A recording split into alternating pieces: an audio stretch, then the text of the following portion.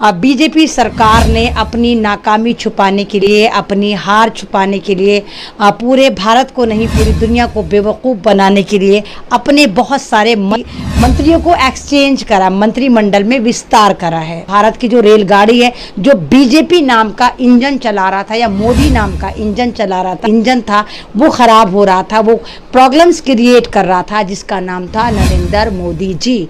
तो उनको तो हटाया नहीं गया, डिब्बे हटा दिए गए। ये बीजेपी वाले बड़े बेवकूफ़ हैं, अकल से खाली होते हैं। मैं लगातार आपको कह ही रही हूँ कि जाफरानी फंगस होते हैं, अकल तो इनमें होती नहीं। लोग नाराज़ थे, बीजेपी के नेता नाराज़ थे, उनको मंत्री बना के लूटने का चार्ज दे दिया कि भाई आओ तुम भी लूटो, और आपके आंखों में धूल झोंकने की कोशिश करी गई है कि ताकि आप बीजेपी पे यकीन मत।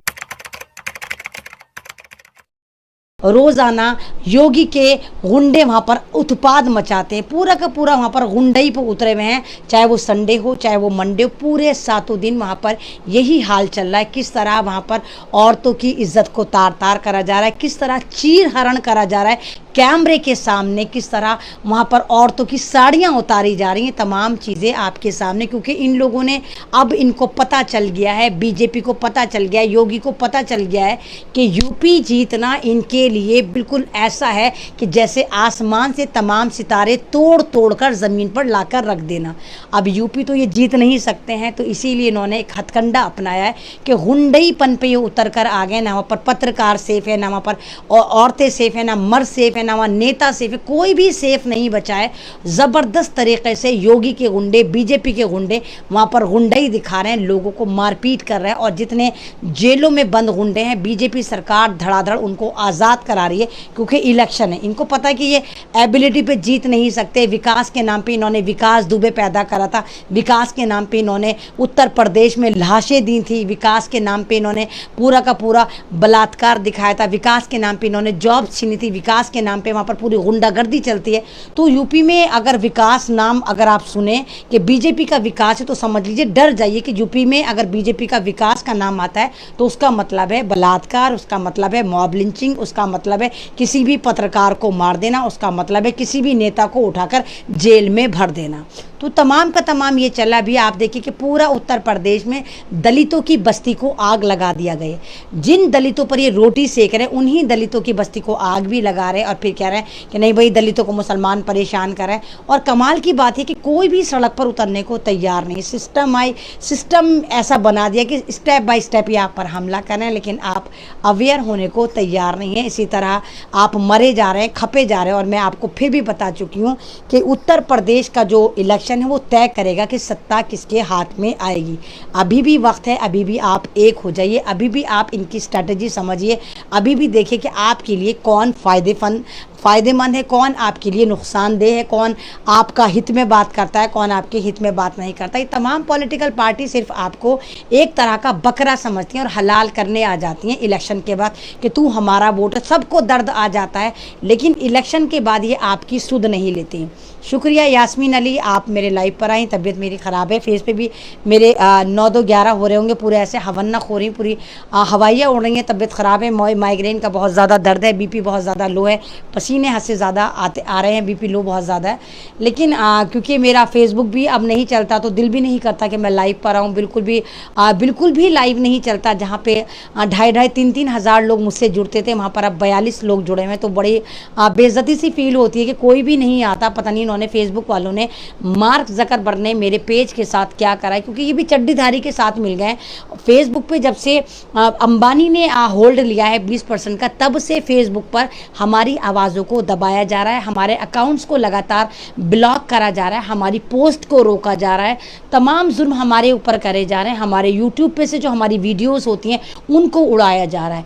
तो ये बिल्कुल एक तरह की हिटलर चाहिए। भारत में एक तरह का नए युग का हिटलर पैदा हुआ है और ये आवाज़ को दबा रहा है। हमारा जो मोदी है, नरेंद्र मोदी, अगर हम इसको किम जॉन कहें, बिल्कुल ऐसा ही कोरियन किम जॉन की तरह, कि ये भी इतना ही जालिम, इतना ही शातिर है कि जो भी आवाज़ उठाता है उसकी आवाज़ को घोट देते हैं, या अगर इनके हाथ में ज़्यादा, इनके हाथ में पावर होती है तो उसको जेल में घुसाकर मार देते हैं। जैसे आज़म खान, जैसे स्टैम्प स्वामी को मार डाला, जैसे और भी बहुत सारे लोग हैं जिनको जेलों में सड़ाया जा रहा है। तो ये हमारी आज़ादी पर हमला है, ये हमारी आवाज़ पर हमला है, हमारी डेमोक्रेसी पर हमला है।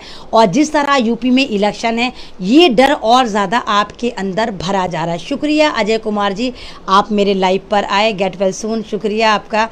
जब हिंदी नेम देखती हूँ और वो मेरे लिए कुछ अच्छी बात लिखते हैं तो बहुत खुशी महसूस होती है, नहीं तो मोस्टली मुझे गालियाँ ही मिलती हैं, हलाला सलाला मुल्ली टुल्ली करके, ऐसे ही कटमुल्ली, ऐसे ही अलकाब मिलते हैं। अब तो हमें भी आदत हो गई कि हाँ हम फ़ख्र से कहते हैं कि हाँ हम कटमुल्ली हैं, हाँ हम कटमुल्ले हैं, हमें पता है हम कौन है, हमें फ़ख्र है अपने ऊपर। तो शुक्रिया अजय कुमार जी, आप आए। तो ये उस तरह का पूरा स्कैंडल चल रहा है कि आप लोगों को एक तरह से अलग करा जा रहा है, एक तरह से आप पे जुल्म करा जा रहा है। दूसरी तरफ आप देखिए कि आतंकी संगठन के सुप्रीमो मोहन भागवत भाग के बयान दे रहे हैं कि मुसलमानों का और हमारा डीएनए ऐसा है। तो जब वो भाग रहे थे, किसी को पकड़ना चाहिए था, लेकिन उन्हें किसी ने भी नहीं पकड़ा। ना तो उनको मुसलमान पकड़ पाए, ना उनको बीजेपी पकड़ पाई, ना उनको आरएसएस के ये भगवा मुल्ले पकड़ पाए। उनसे नहीं पूछा कौन सा डीएनए एक है। अगर मुसलमानों का और आरएसएस आतंकी का या इनके भगवादारियों का डीएनए एक है, तो फिर वो कौन लोग थे जो मॉब लिंचिंग करते हैं, और वो कौन लोग हैं आरएसएस वाले जो उनको झंडे में तिरंगा यात्रा निकालते हैं अलात्कारी बलात्कारी की और मॉब लिंचिंग करने वालों की।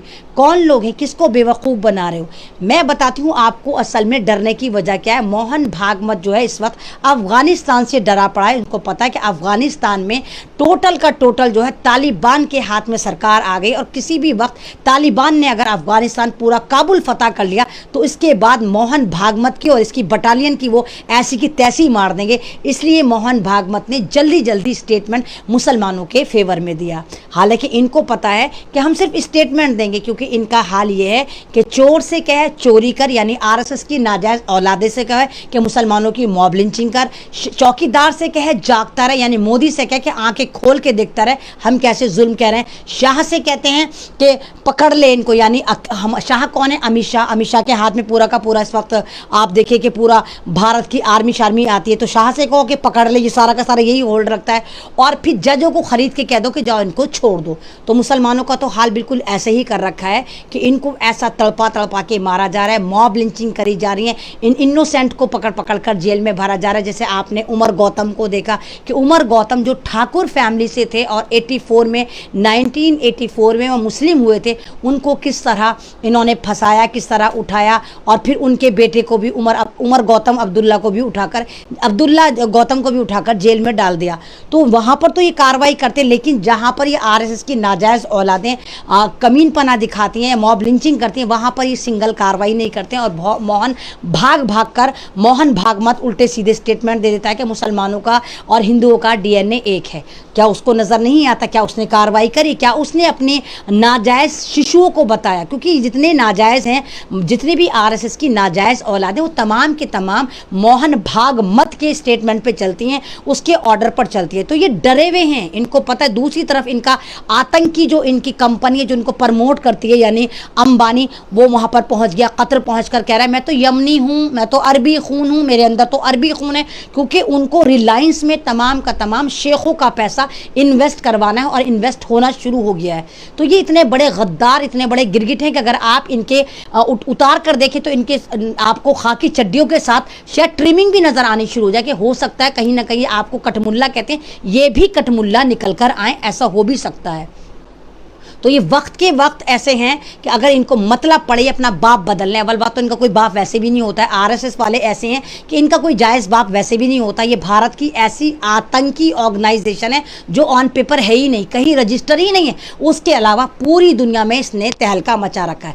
ये तमाम जितने भी भगुआ आतंकी हैं, इनका कोई रजिस्ट्रेशन नहीं है, कोई ऑर्गेनाइजेशन नहीं है, सिर्फ पेपरों में कहीं पर नहीं है, सिर्फ ऐसी वैसी सर्कुलेट हो रही है, आरएसएस। तो इनका सुप्रीमो अगर बयान बयान दे रहा है, एक तरफ तो वो तालिबान से उसकी हवा खराब हो रही है, दूसरी तरफ अंबानी ने उससे बोला होगा कि मैं सऊदी के साथ बिजनेस करने जा रहा हूं, तो ऐसा स्टेटमेंट देके ट्विटर पे आग लगा दो कि मुसलमानों का और हिंदुओं का डीएनए एक होता है, ताकि सऊदी बेवकूफ़ जो होते हैं, बेवकूफ़ इब्ने बेवकूफ़ होते हैं, वो इस तरह का काम करें कि सारा का पैसा हमें लगा दे। क्योंकि सऊदी ने कौन सा आके यहाँ पे भारत में देखना है कि हमारी मॉब लिंचिंग हो रही है? उन्होंने कब देखना है? उन्होंने तो देखना ओए मोहन भागवत ने भागते भागते स्टेटमेंट दे दिया कि मुसलमान और ये जितने भी आरएसएस वाले हैं या हिंदू हैं, भारत के भाई भाई हैं या इनका डीएनए एक है। तो वो तो इसी पे बावले फिदा होकर सारा का सारा रिलायंस में पैसा लगा देंगे। तो वहां से पैसा लगना शुरू हो गया है। मोहन भागवत का जो स्टेटमेंट था काम कर गया है। दूसरा, इनके अफगानिस्तान से हवा खराब हो रही है। तो ये बहुत सारे स्कैंडल हैं जो आपको बेवकूफ़ बना रहे हैं। और पेट्रोल 100 के पार हो गया, कोई टेंशन नहीं है आपके पास ना कोई बिजनेस है ना पे खाने को है। गेहूं के रेट बढ़ गए, चीनी के रेट बढ़ गए, आटे के रेट बढ़ गए। जिस रेट पे ये सुबह शाम पाकिस्तान के रेट हमें देते थे, पाकिस्तान में टमाटर 300 रुपये किलो, पाकिस्तान में सेब 600 रुपये किलो, आज अपने रेट नहीं बता रहे कि तुम्हारे यहाँ कितने हैं, अपने नहीं बता रहे। अपना तो इनका स्ट्रीम मीडिया बस यही कहेगा, मोदी जी आप आम छील कर खाते हैं, काट कर खाते हैं, मोदी जी आप कितने घंटे सोते हैं। तो वहाँ पर ये इतने बेवकूफ़ ऐसे सियापे के सवाल पूछते हैं जहाँ पर इन्हें पूछना चाहिए कि मोदी जी तुमने भारत की ऐसी की तैसी मार दी, भारत अब कैसे सही होगा। वहाँ वो सवाल नहीं पूछते। इनका मीडिया सिर्फ पाकिस्तान पर चीखम चिल्ली मचाता रहता है। तो ऐसे बेचारे आरएसएस की नाजायज़ औलादें जो होती हैं, ये अकल से पैदल होते हैं और इन्होंने ही पूरे भारत को बर्बाद कर रखा है। मेरे पे बहुत सारे आते हैं, अभी बेचारा बहुत सारे आ गए और बहुत सारे आएंगे। अगर आप चाहते हैं गरीब हर वंचित इंसान की आवाज आप तक पहुंचे तो हमारे चैनल को सब्सक्राइब करें और बेल आइकन का बटन दबाना ना भूलें। देखते रहिए बहुजन हलचल न्यूज।